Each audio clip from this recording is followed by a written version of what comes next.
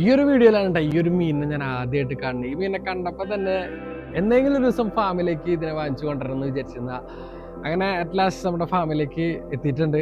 ഒന്നല്ല രണ്ടാൾക്കാരാണ് കേട്ടോ. അപ്പോൾ ഈ ഒരു വീഡിയോ ഇവരെ പറ്റിയിട്ടാണ്. അപ്പോൾ നമുക്ക് എന്തായാലും വീഡിയോയിലേക്ക് കിടക്കാം.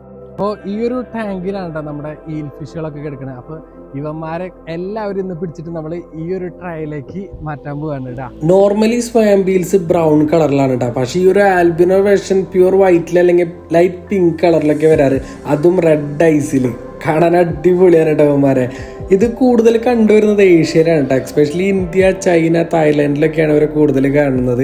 അതും ചതുപ്പിലൊക്കെയാണ് ഇവർ കൂടുതൽ ഉണ്ടാവുക. അതുകൊണ്ടാണ് ആൽബിനോ സ്വാംബിൽ നിന്ന് ഇവർക്കൊരു വിളിപ്പേര് വന്നത്. അതുപോലെ തന്നെ പാഡി ഫീൽഡിലും ചെളിയൊക്കെയുള്ള കനാലുകളൊക്കെ ഇല്ലേ, അതിലൊക്കെ ഇവന്മാർ ഉണ്ടാവാറുണ്ട്.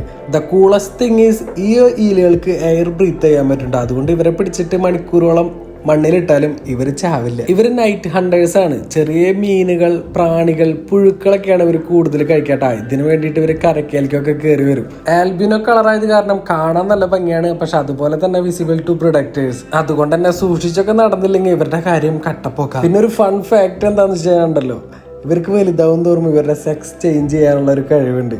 ഇൻട്രസ്റ്റിംഗ് അല്ലേ? ഇത് കറക്റ്റ് പാമ്പിനെ പിടിക്കുന്ന പോലെ ഉണ്ട്. കറക്റ്റ് പാമ്പ് അങ്ങനെയില്ല, എന്നാലും പറയണല്ലോ. അപ്പൊ നമ്മൾ ആൽബിനോ സ്വാംബിലിനെ പറ്റിയിട്ട് കുറച്ച് കാര്യങ്ങൾ പഠിച്ചു. അപ്പൊ ഇനി പുതിയൊരു വീഡിയോയിൽ പുതിയൊരു മീനായിട്ട് വരുന്നവരെല്ലാവർക്കും